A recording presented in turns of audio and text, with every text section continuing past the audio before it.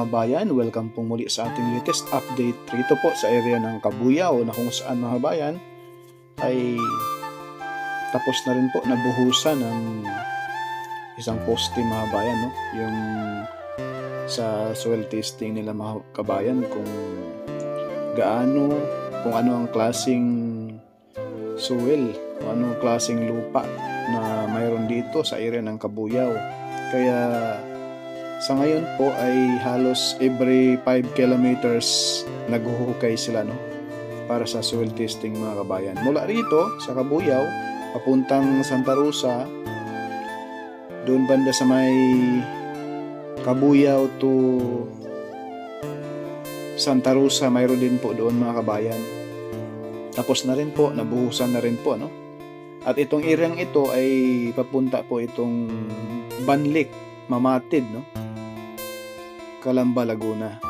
Itong area dito sa pakaliwa na side. So ngayon dito po tayo sa boundary ng Kabuyaw at Calamba.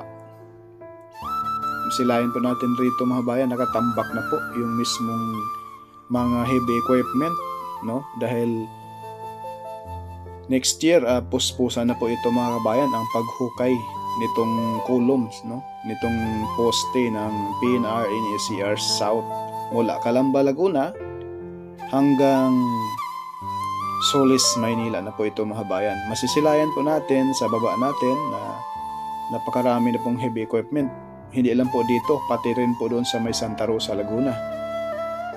Yan mga kabayan.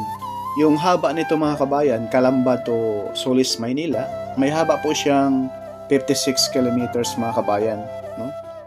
Ayan, kaya mahaba-habang vlog po ito mga kabayan. Kaya sa ngayon pa lang, mag-subscribe na po kayo, like and share na rin po para malaman ng ating mga kabayan lalo rito sa area ng Laguna, mismong Alabang, no?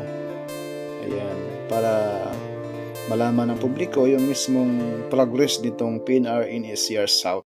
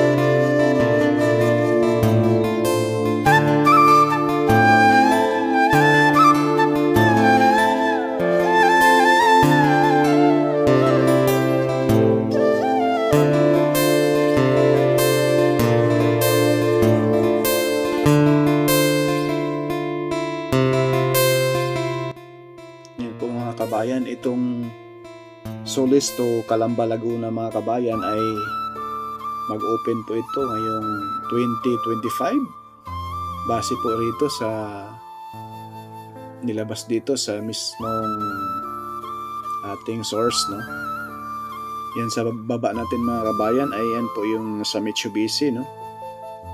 Corporation. At doon sa dulo mga kabayan, dyan po itatayo yung mismong Future Kabuyaw Station, yung bakanting lote dyan mga kabayan. Masisilayan natin dyan sa dulo, ayan po yung bakanting lote. Kasunod nitong, yung dulo nitong Mitsubishi, no? Masisilayan natin bandang kaliwa, nakasunod yan ay bakanting lote, na kung saan dyan po itatayo yung mismong Future Kabuyaw Station.